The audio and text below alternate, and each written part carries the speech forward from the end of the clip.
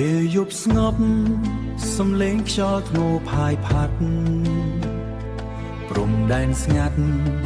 តែក្តៅដោយភ្លើងសង្គ្រាមបងប្អូនយើងឈរការព្រេជាតិទាំងចិត្តអង្អា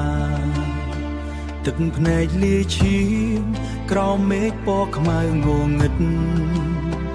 បេះដូងទន់ទិញឆាប់ចប់សងធគាមឈាមកងកហូរនៅព្រំដែន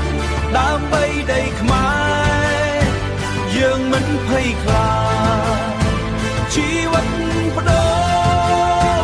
ដើម្បីការដីខ្មែរឈាមដែលហូរគឺស្នេហាជាតិគឺស្នេហាជាតិព្រះអាទិត្យរះលើដីដែលមានស្នាមឈាមជើងទីហ៊ាននៅតែដើរមិនថយក្រោយសំឡេងបេះដូងស្រែកថាហាកាពីទោះបីជាឈឺក៏មិនចោលជាតិ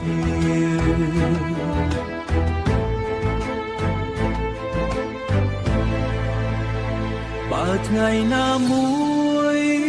ខ្ញុំមិនត្រឡប់បើថ្ងៃណាមួយខ្ញុំមិនត្រឡប់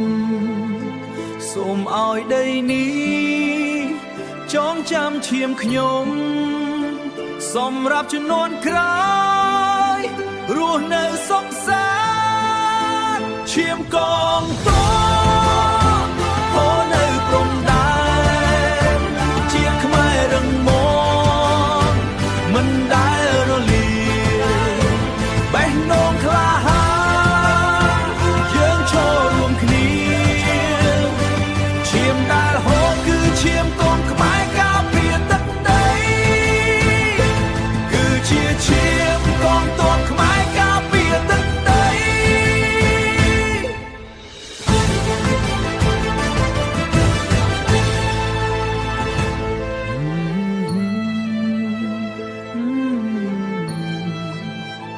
គឺស្នេហាជាតិ